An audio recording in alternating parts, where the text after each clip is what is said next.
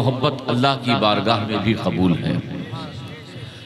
मैं बहुत इधर उधर की बात नहीं करूंगा, क्योंकि आज जिसका उर्से पाक है, उर्से अख्तरी है, वो किसी और की निगाहों से बना नहीं, बल्कि वो नूरे चश्मे सरकारे कला मखदूम पाक की औलाद की निगाह का नतीजा था। इस इलाके में कितने मौलाना हैं और कितने मौलाना थे, कितने इमाम हैं, कितने इमाम थे, मगर इस एहतशाम के साथ न किसी का उर्स है, न किसी का सालाना फातिहा है। ये तो करम मखदूमुल मशाइख हुजूर सरकारे कला का मौलाना अख्तर हुसैन अशफी पर है कि ऐसी निगाह डाली कि खुद जिंदा और इन्हें भी जिंदा करके चले गए। सुभान अल्लाह, सुभान अल्लाह। अच्छा, आप में से कोई नारा लगाया, अभी जवाब दे दे। कोई है? आप लोग बुलंद आवाज से जवाब दीजिएगा।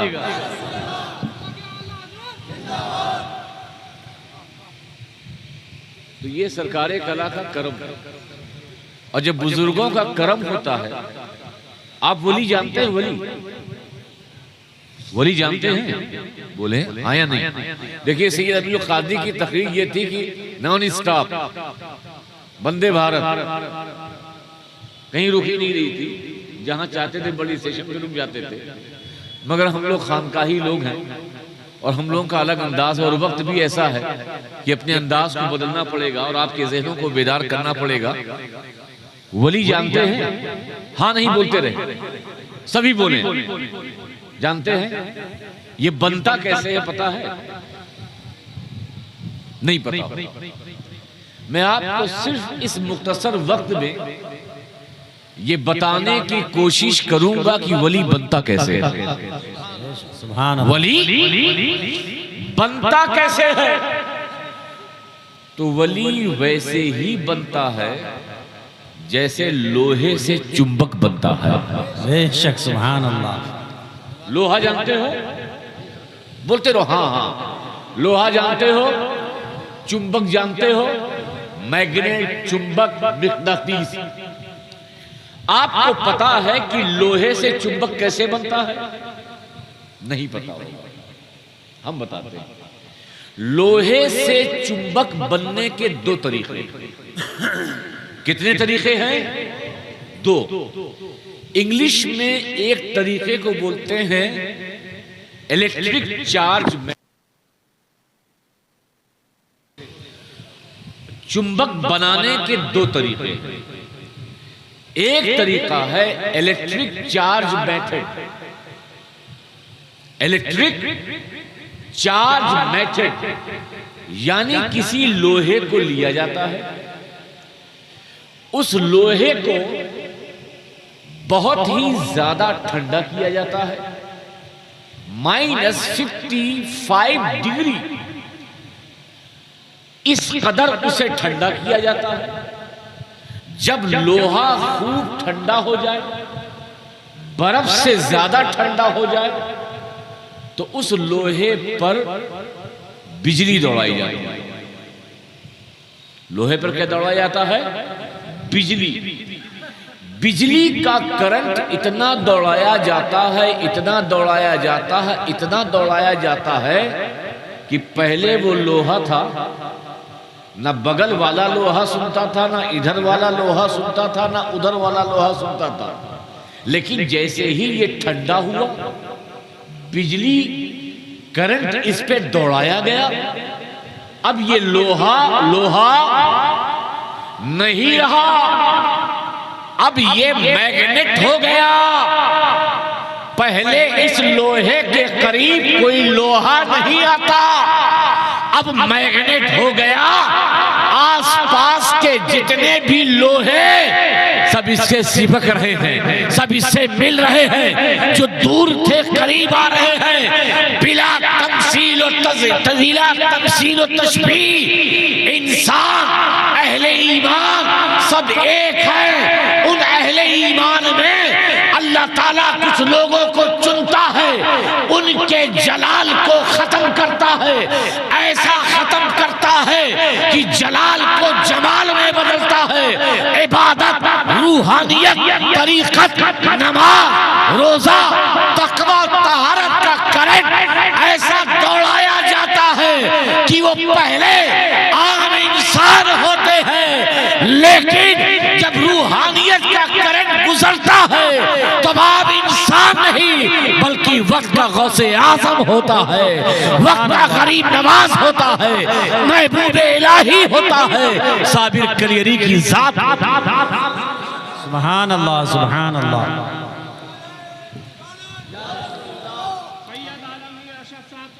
देखिए, समझने की कोशिश कीजिए, लोहा लोहा है, आप भी इंसान हो और जिसके उर्स में आए हो वो भी इंसान। ए भाई, इसका इको कम कर दो, जो आवाज आती है उसको कम कर दो। आप भी इंसान हो कि नहीं? बोलो। जो लेटे हुए हैं वो भी इंसान है कि नहीं? आप भी मुसलमान हो, जो लेटे हुए हैं वो भी मुसलमान हैं। आप मर जाओगे, पता नहीं कोई आपकी कब्र पे फातिहा पढ़े या ना पढ़े, मगर ये दुनिया से गए हैं हजारों लोग, उनकी कब्र पे फातिहा पढ़ रहे हैं। क्यों? इसलिए कि ये रूहानियत के मिकनातीस है। जिस तरह चुंबक का काम ये है कि हर लोहे को जो आसपास की चीज होती है अपने करीब करता है, ऐसे ही रूहानी वलियों का काम ये है कि जो भी आसपास गुजरता है तो उसे दूर नहीं जाने देता, बल्कि अपनी रहमत के करीब करता है, रूहानियत के करीब करता है, करम के करीब करता है, फैजान के करीब करता है, ताकि वो उसके जरिए फैज हासिल करे। सुभान अल्लाह, सुभान अल्लाह। एक तरीका ये है कि मुत्तकी, तकवा, तहारत, नमाज, रोज़ा, हज, ज़कात, इसके बाद वो वली बनता है। जब वली बन जाता है तो आसपास की चीज़ें, अल्लाह के बंदे उस मिकनातीसी रूहानियत पावर के करीब होती है। लेकिन ये बताओ, क्या आपके दिल में ये ख्वाहिश है कि नहीं कि हम भी वली बन जाएं? है? अरे बोलो ना। लेकिन आप सोचते हो यार हम वली कैसे बने?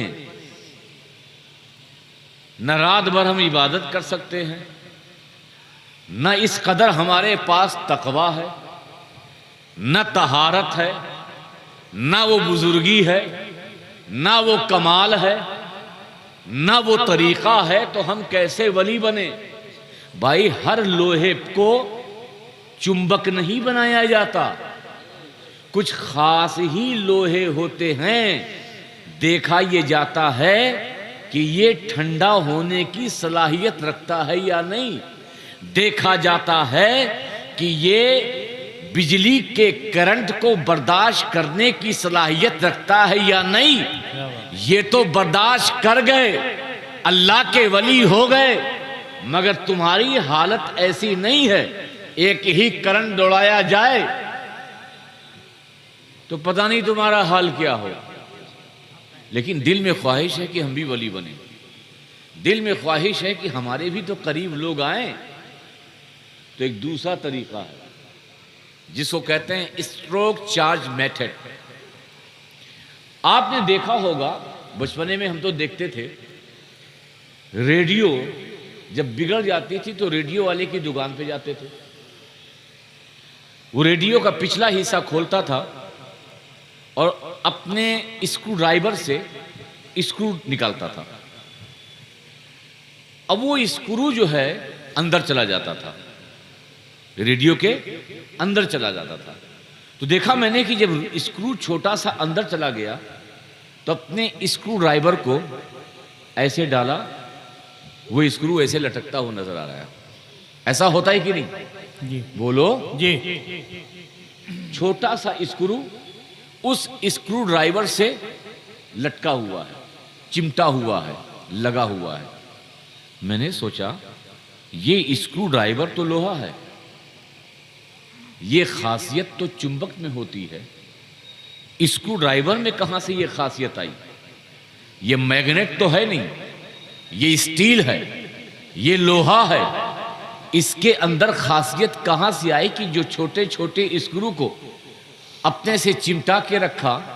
तो उस रेडियो वाले ने जवाब दिया, असल में इस लोहे के अंदर ये ताकत नहीं है कि ये चुंबक बन सके, इस स्क्रू ड्राइवर के अंदर ये ताकत नहीं है कि मकनातीस बन सके, इस स्क्रू ड्राइवर के अंदर ये ताकत नहीं है कि ये मैग्नेट बन सके। हाँ, मैंने एक काम ये किया है कि रात को इस पेचकश को उसके साउंड के ऊपर रख दिया और साउंड के ऊपर जो गोल गोल पीली पीली सी चीज है वो मैग्नेट थी। रात भर ये स्क्रू ड्राइवर उस मैग्नेट के साथ चिपका रहा, उस मैग्नेट के साथ लगा रहा, उस मैग्नेट की सोहबत में रहा, उस मैग्नेट की बारगाह में रहा। सुबह उठा तो अब इस स्क्रू ड्राइवर का आलम यह हो गया कि इसके अंदर भी थोड़ा कमाल पैदा हो गया, इसके अंदर भी थोड़ा जौहर पैदा हो गया, इसके अंदर भी जो उस मैग्नेट के अंदर कमाल था कि ये तो बड़ी बड़ी चीजों को अपनी तरफ तो खींच नहीं पा रहा है मगर छोटी छोटी चीजों को अपने अंदर खींचता जरूर है।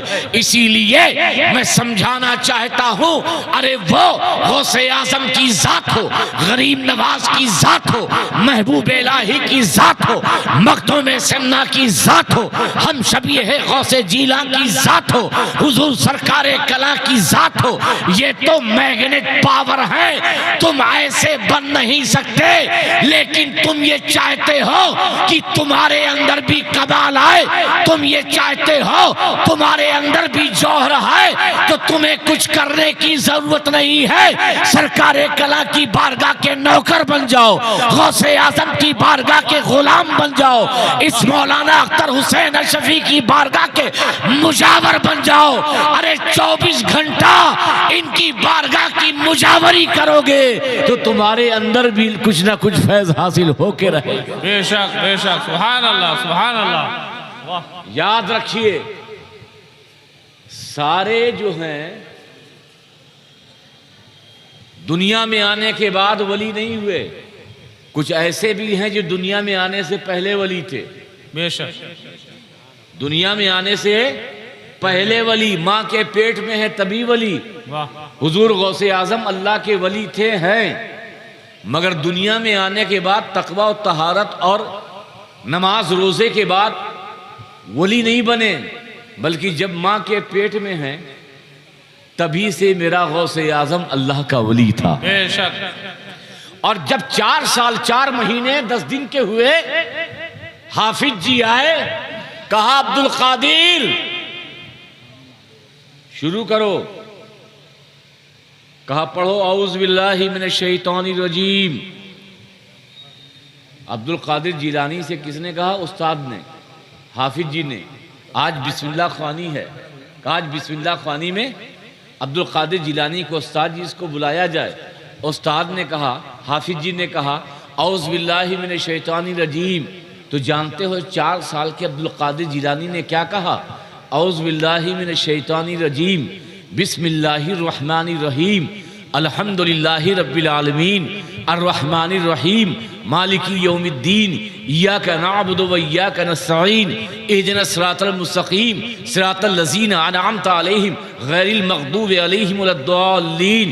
पहला पारा, दूसरा पारा, तीसरा पारा, चौथा पारा, 5वां पारा, 6ठा पारा, 7वां पारा, 8वां, 9वां, 10वां, 11वां, 12वां, 13वां, 14 पारा, 15 पारा, 16, 17 पारा जब पढ़ा तो मौलवी साहब बेहोश। वाह वाह। ऐसा शागिर्द मेरी आंखों ने देखा नहीं, जिसको बिस्मिल्लाह पढ़ाने के लिए आया हूं, जिसको बे समझाने आया हूं, जिसको सीन समझाने आया हूं, वो तो बिस्मिल्लाह क्या पहले से लेके 17 पारा पढ़ रहा है। कहा शहजादे अब्दुल कादिर जीलानी ये माजरा क्या है, ये सबब क्या है। इस आंख ने पहले बेटे को देखा है, पहली शख्सियत को देखा है, पहले लड़के को देखा है जो शुरू में ही 17 पारा सुना दे। तो अब्दुल कादिर जीलानी ने कहा, हाफिज जी बात ये है, जब अपने माँ के पेट में था मेरी माँ ये पारों की तिलावत करती थी, तभी अब्दुल कादिर जीलानी ने उन 17 पारों को याद कर लिया था। वाह वाह वाह, सुभान अल्लाह, वाह वाह। नारे तकबीर, नारे रिसालत, फैज़ान मौलाना अख्तर हुसैन साहब किबला, अल्लामा आलमगीर अशरफ साहब किबला। तो वली एक मादरजाद होता है, यानी मां के पेट में ही वो वली होता है, और एक वो है जो दुनिया में आने के बाद कुछ ऐसे हालात बने तो वली होता है।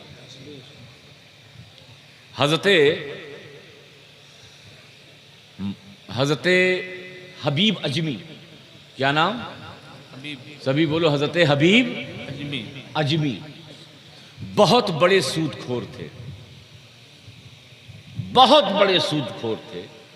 इतने बड़े सूदखोर थे कि जहां सूद की रकम लेने जाते थे, अगर रकम नहीं मिलती तो जो गए हैं उसका भी एक्स्ट्रा सूद लेते थे। हबीब अजमी जब अपने घर से, मोहल्ले से, मैदान से गुजरते थे तो मोहल्ले के बच्चे जानते हो क्या कहते थे? ऐ बच्चों, हबीब से दूर भागो, अगर कहीं इसके दामन की हवा भी लग गई तो हम सब भी गुनहगार हो जाएंगे। इस कदर हबीब अजमी का जुर्म और गुनाह और आपका सूदखोरी का ये अमल आम था। इसी बड़ों की जबान पे नहीं बल्कि बच्चे भी ये जानते थे कि बहुत बड़ा गुनहगार है, बहुत बड़ा पापी है, बहुत बड़ा गुनहगार है, सूदखोर है, उनसे आप भागते थे। तो एक दिन हबीब अजमी एक शख्स के वहां गए और कहा कि मुझे सूद की रकम दो। उसका शौहर नहीं था। औरत ने कहा मेरा खाविन, मेरा पति नहीं है। कहा नहीं है तो क्या हुआ, हबीब तुम्हारे दरवाजे पे आया है, जो कुछ भी हो उसका सूद तुम मुझे दो। कहा मेरे पास कुछ नहीं है, मैं हांडी में खाना बना रही हूँ, सालन बना रही हूँ, बच्चे भूखे हैं। कहा अच्छा सालन बना रही हो, वो हांडी मुझे दे दो, तेरे बच्चे भूखे रहें या ना रहें मुझे उससे कोई मतलब नहीं, हबीब आया है तो कुछ ना कुछ लेके जाएगा।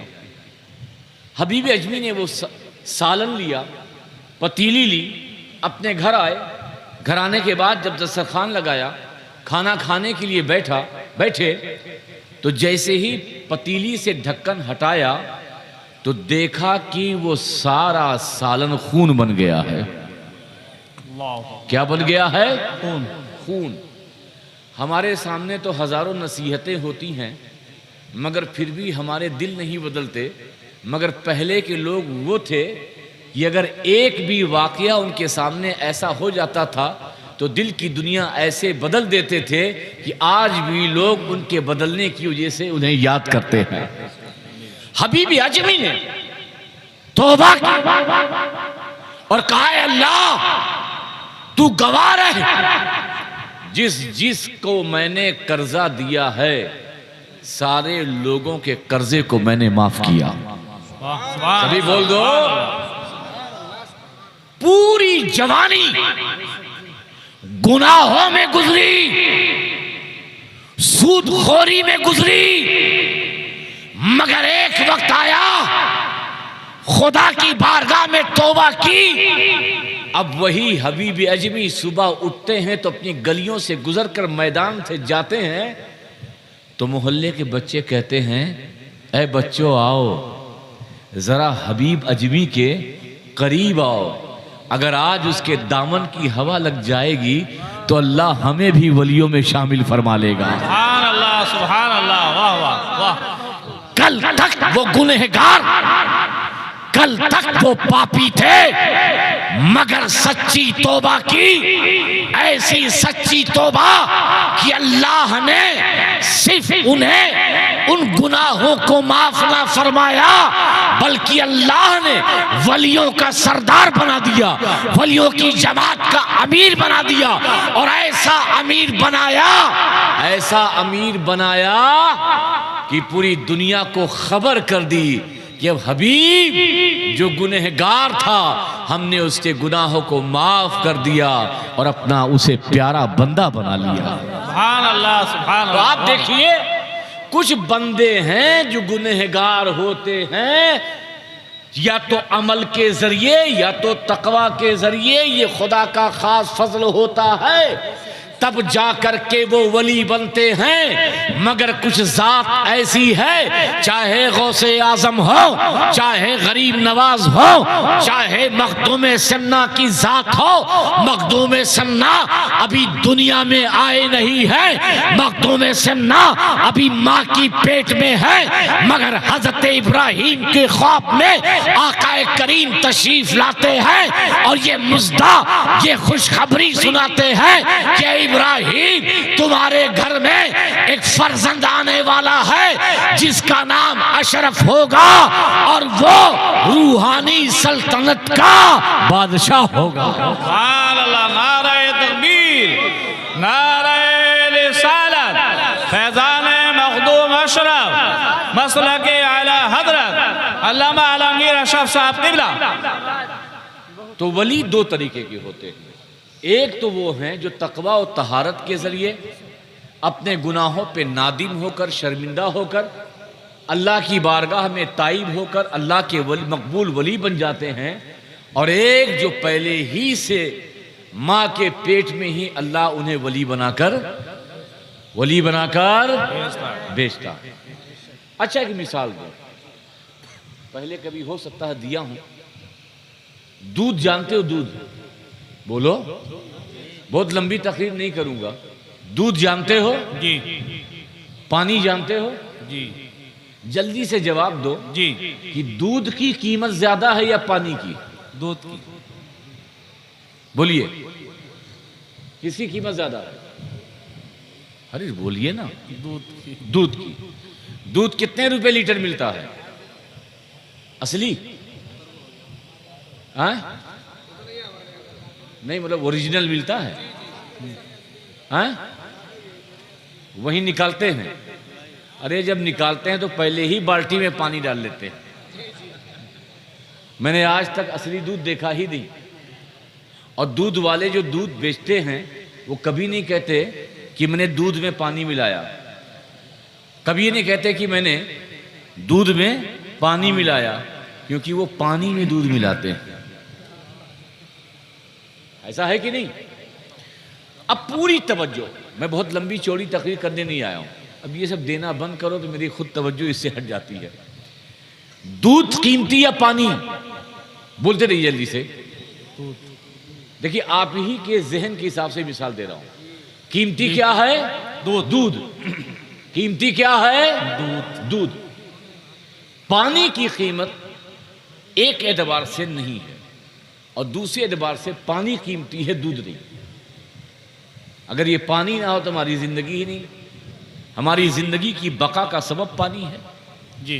लेकिन बाजार में बिकने के एतबार से दूध की कीमत है, मगर पानी की कोई कीमत नहीं है। एक दिन दूध ने पानी से कहा, होता है ना कि जिसकी कीमत हो तो उसको गुरूर आ जाता है, घमंड आ जाता है। तो उसने पानी से कहा, यार तेरी हैसियत क्या है? तू क्या है? तेरी हैसियत क्या है? तेरा स्टेटस क्या है? तेरा मकाम क्या है? उसने कहा, क्या बात है? कहा, तू देखता नहीं, मैं 1 लीटर, मैं बोलो ना, तू 3 लीटर, दोनों मिलते हैं, मगर बेचने वाला ये नहीं कहता कि पानी ले लो। बेचने वाला मेरे 1 लीटर होने के बावजूद भी कहता है कि दूध ले लो। तेरी कीमत है ही नहीं। तू 3 लीटर होने के बावजूद भी और मैं 1 लीटर होने के बावजूद भी तेरा नाम नहीं लिया जाता, क्योंकि दूध बेचने वाला जानता है कि पानी की कोई कीमत नहीं है बाजार में। अगर कीमत है दूध की है तो तेरा नाम लेगा वो, तो कोई मुझे भी नहीं खरीदेगा, बल्कि मेरी कीमत है इसलिए लोग तुझे खरीदते हैं। तो जानते हो पानी ने क्या जवाब दिया? सुनोगे? सभी बोलो सुनोगे जी। और बुलंद आवाज से बोलो सुनोगे जी। पूरी तवज्जो। ये समझो कि ये दूध है एक बाल्टी में और इधर पानी है। दूध पानी से बोल रहा है कि तेरी कोई हैसियत नहीं, मेरी कीमत है। पानी समझदार था, क्या भाई तुम सही बोल रहे हो, मेरी कोई कीमत नहीं है, मैं कोई आर्गूमेंट नहीं करता, मेरी कोई कीमत है ही नहीं, मेरी कोई हैसियत नहीं है, मेरा कोई स्टेटस नहीं है। लेकिन कब मैं यहां हूं तो मेरी कोई हैसियत नहीं है। तवज्जो, मैं यहां हूं तो मेरी कोई कीमत नहीं, लेकिन जैसे ही मैं तेरे अंदर आया, वाह, जैसे ही मैं तेरे अंदर आया, जो कीमत तेरी थी वही कीमत मेरी हो गई। सुभान अल्लाह, वाह वाह वाह, बेशक। समझो, जब तक मैं तुझसे जुदा था तब तक मेरी कोई कीमत नहीं थी। जैसे ही मैं तेरे अंदर आया, जो कीमत तेरी थी वही कीमत मेरी हो गई। मौलाना अख्तर हुसैन अशरफी आज अपनी कब्र से यही बात बोल रहे होंगे कि मेरी कोई कीमत ना थी, मेरी कोई कीमत ना थी जब तक सरकारे कला की नजर ना पड़ी थी, जब तक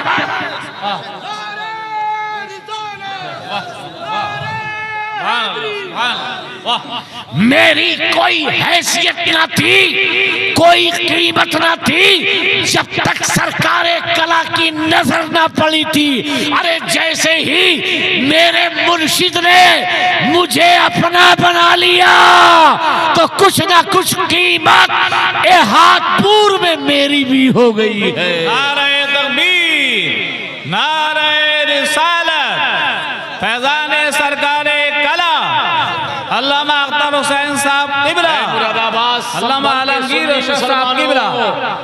अगर तुम भी चाहते हो कीमती बन जाओ, चाहते हो जी, चाहते हो जी, अगर तुम भी चाहते हो तो कीमती बन जाओ तो इनके करीब आ जाओ। सुभान अल्लाह, इनके करीब आ जाओ। ये गौसे आजम रब की बारगाह में कीमती है, गौसे आजम के करीब आ जाओ। ये गरीब नवाज रब की बारगाह में कीमती है, मोइनुद्दीन हसन संजरी के करीब आ जाओ। ये महबूब इलाही रब की बारगाह में रब के करीब हैं, कीमती हैं। हजरत निजामुद्दीन औलिया के करीब आ जाओ। कसम खुदा की, इनके कुर्ब में आने के बाद कुछ ना कुछ कीमत तो तुम्हारी भी हो जाएगी। एक वाकया सुनेंगे? अगर बोलो तो सुना दूं? सभी बोलो एक बार और बुलंद आवाज से सुभान अल्लाह बोलो। देखिए, मेरा तरीका इस तरह से तकरीर करने का नहीं है, मौलाना साहब भी जानते हैं, लेकिन मेरी मजबूरी है। और अल्हम्दुलिल्लाह हम खानकाही लोग हैं, हमें कुछ शिकवा नहीं, कुछ गिला नहीं। आपने जो किया है ये आपकी मोहब्बत थी, ये आपकी अकीदत का एक हिस्सा था। धीमे धीमे आप समझेंगे, धीमे धीमे इस चीज़ को समझेंगे और अदब क्या है, एहतराम क्या है। इंशाअल्लाह एक दिन आप वही होंगे कि जैसे स्टेज पे लोगों को रोका जा रहा था, आप इस इलाके में लोगों को रोकेंगे कि सादात का अदब क्या है, उलमा का अदब क्या है, उलमा का एहतराम क्या है। बस एक वाकया इस मिसाल के बाद। हजरत इमाम अली रजा, देखिए आपको बोलना पड़ेगा, इमाम अली ये कहाँ के थे? बरेली के, बहेड़ी के, मुरादाबाद के, संभल के, कहाँ के थे? हैं? बहेड़ी के या नैनीताल के, कहाँ के थे इमाम अली रजा? अरे कहीं तो कुछ बोलो, कहाँ के थे? बरेली के। असल में आजकल रजा सुन लो तो सोचते होगे कि बरेली से निकला।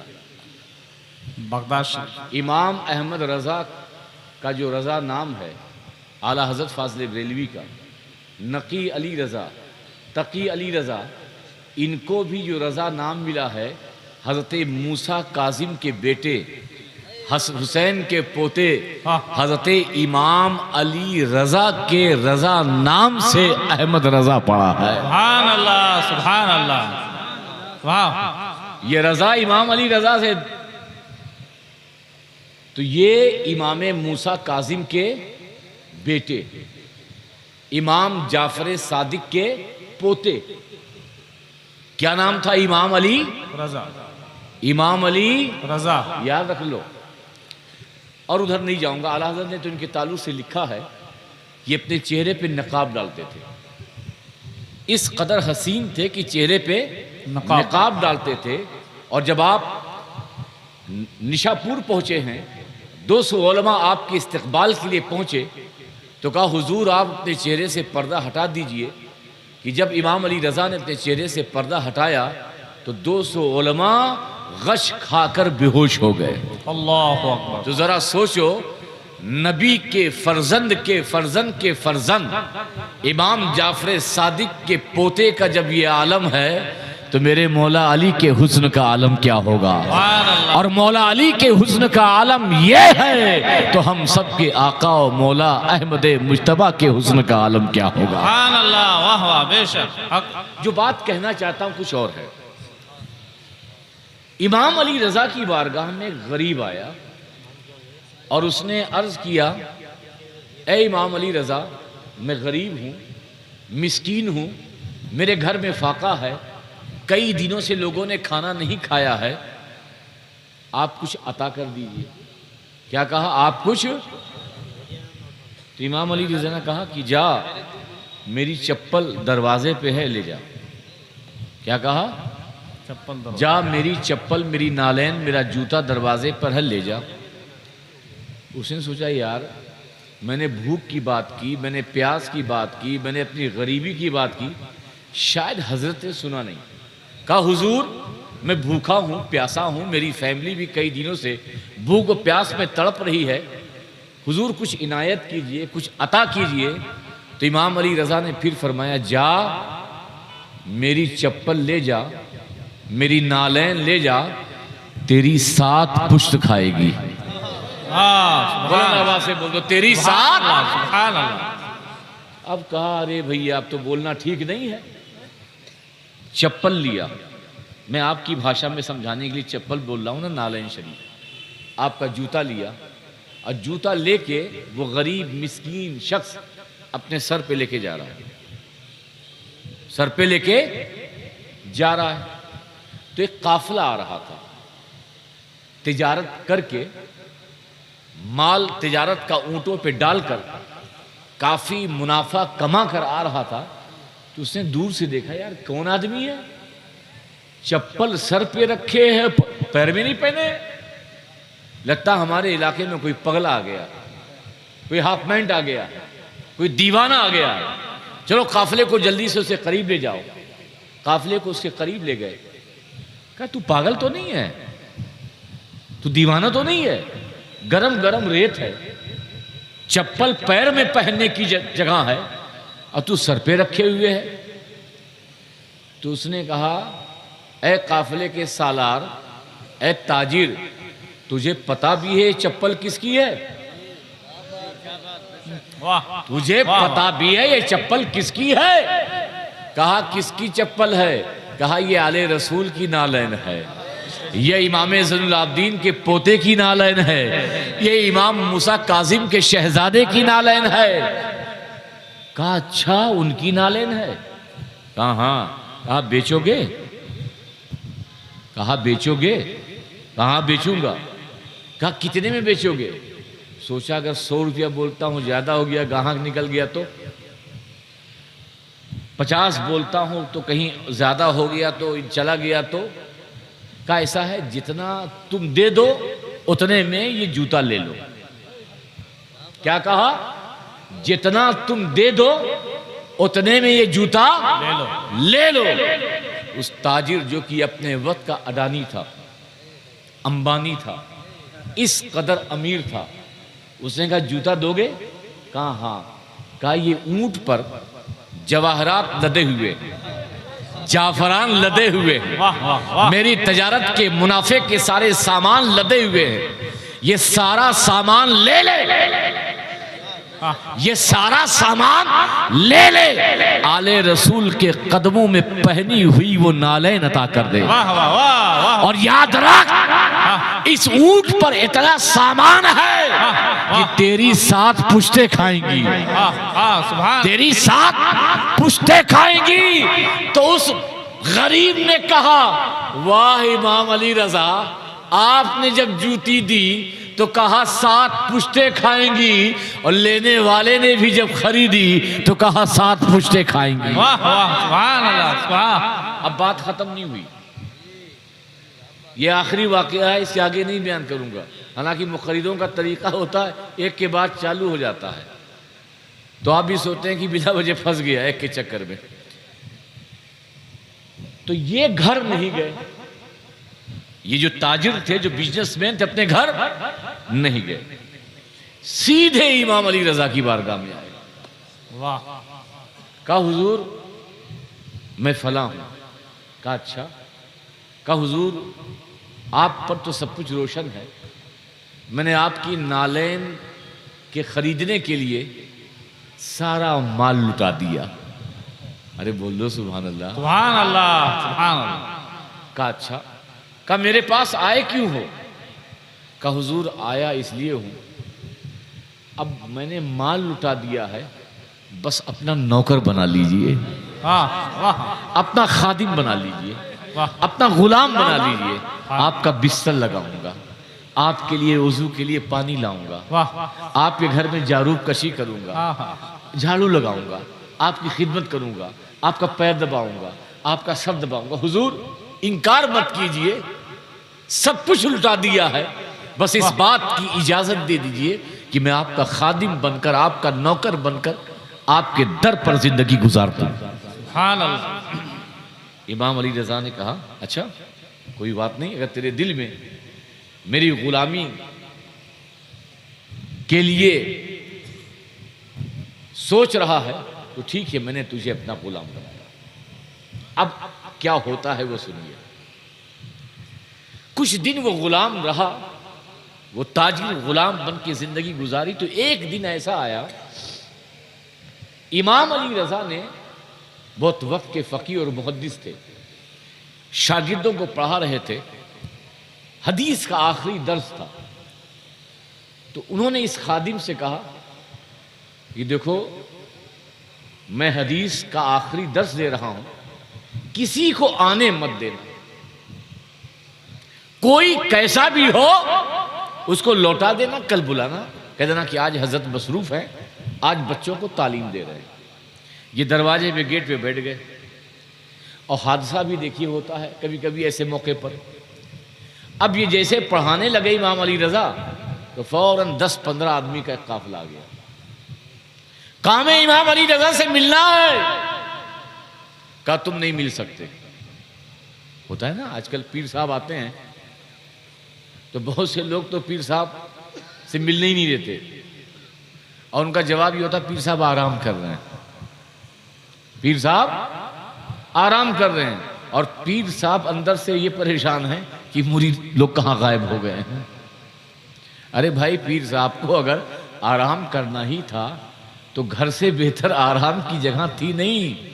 वो तो आए हैं आपकी परेशानियां दूर करने के लिए, वो तो आए हैं आपके लिए दुआएं करने, वो तो आए हैं आपका दुख दुखड़ा सुनने के लिए। हाँ, कुछ वक्त आराम के लिए होता है, मगर मैं समझता हूं कि जो पीर होता है वो अपने चाहने वालों को अपने दर से भगाता नहीं, बल्कि उसके दिल में जो दर्द होता है उसके सुनने के लिए वो बेताब रहता है।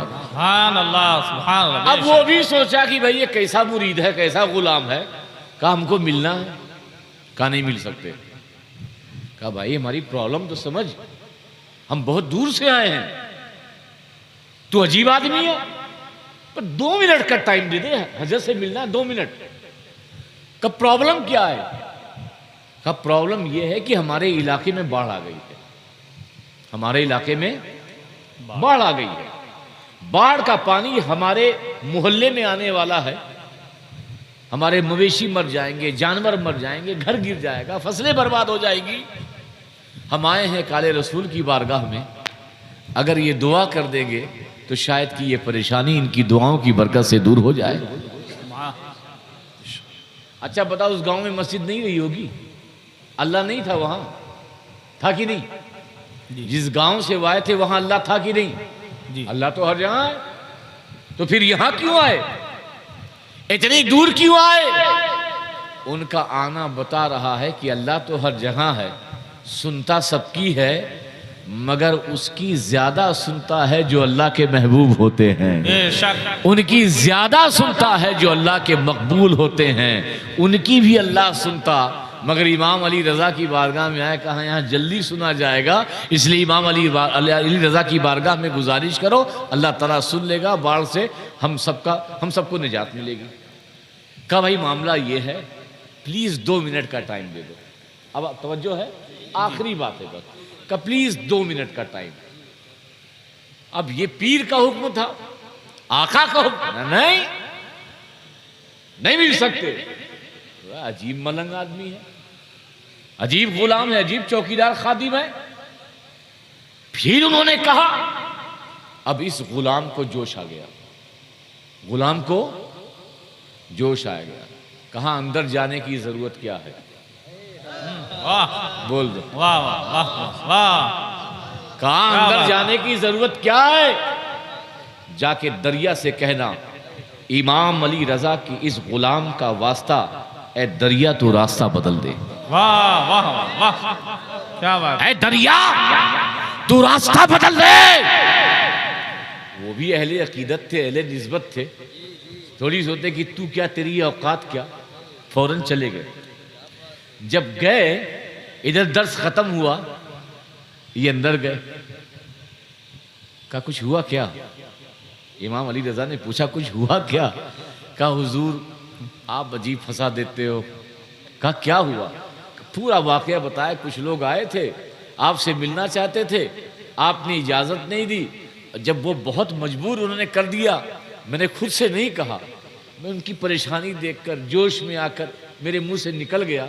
जाके इमाम अली रजा के इस गुलाम का वास्ता दरिया से कहना, ए दरिया तू रास्ता बदल दे।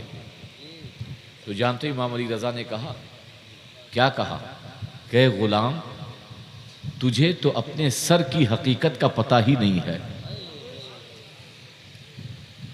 अल्लाह ने तुझको वो मकाम अता किया है कि अगर वो लोग जो आए थे ये कहते कि इस गुलाम के वास्ते अल्लाह तू आसमान को ज़मीन पे कर दे और ज़मीन को आसमान पे कर दे, तो कसम खुदा की जिसके कब्ज़े कुदरत में अली रजा की जान है, तो आसमान भी ज़मीन पर आ जाता।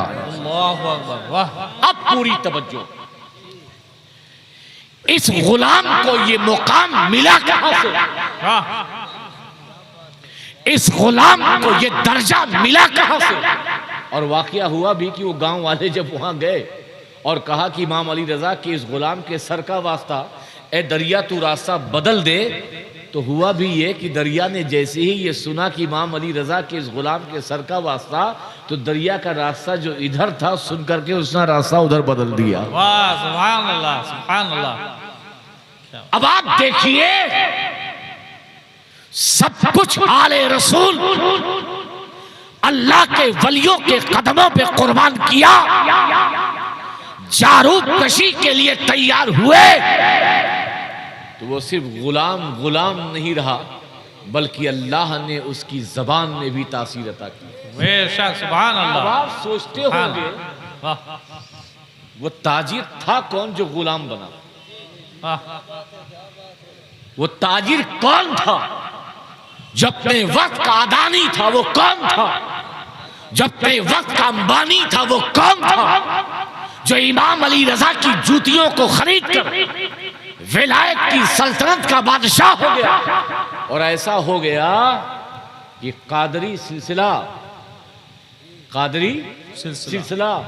बगैर उसके गौसे आजम तक पहुंचता ही नहीं। गौसे आजम के ऊपर तक पहुंचता ही नहीं, यानी मौला अली तक बगैर कादरी सिलसिला उस शख्स के पहुंचता ही बीच में वो है। अगर वो ना होता तो मौला अली तक ये सिलसिले कादरिया उस वास्ते से पहुंचता नहीं। जानते उस गुलाम का नाम क्या है? पता है? हाँ नहीं बोलो ना। नहीं पता तो बोलो नहीं पता है। उस गुलाम का नाम जो वक्त का ताजिर था, दुनिया उसे इमाम मारूफ करखी के नाम से जानती है। उठाओ सिलसिले रिजविया, सिलसिले अशरफिया, सिलसिले कादरिया, सिलसिले निजामिया, साबरिया, जितने भी सिलसिले के शजरों की किताब उठा के देखोगे तो हजरत मारूफ करखी का नाम सरे फहरिस्त नजर आएगा। आखिरकार ये फैज, ये मुकाम, ये स्टेटस, ये दर्जा मिला कैसे? तो तुम यही कहोगे कि इमाम अली रजा के घर की नौकरी करके अल्लाह ने ये मुकाम अता किया। बेशक। नारे तकबीर, नारे रिसालत, फैजाने औलिया इकराम, फैजाने अख्तर हुसैन साहब किबला। इसलिए उर्से अख्तरी में आए हो, यहाँ के गुलाम भी आका होते हैं। ये जात वो है कि हज़रत मारूफ करखी ने जूता खरीदा तो ये जात वो है कि जिसने सरकारे कला की नालेन को उठाया है। तो गुलामों के अंदर भी वो पावर आते हैं अगर आका की निगाह अपने गुलामों पे पड़ जाए, आका के मकबूल हो जाए। यहाँ पे भी वो नेक तमन्नाएं पूरी होती हैं, क्योंकि ये भी अल्लाह के वलियों के महबूब होते हैं, पसंदीदा होते हैं। और एक सिलसिला चलता है जो मौला अली आका करीम तक पहुँचता है और फिर वो अल्लाह की बारगाह में आपकी दुआएं आरजुओं की शक्ल में मुकम्मल होती है। अल्लाह की बारगाह में दुआ है कि अल्लाह तबारक तआला हमारा यहाँ आना कबूल फरमाए। और बहुत ही मेहनत हमारे कारी शरीफ साहब बहुत दौड़े बेचारे और पूरी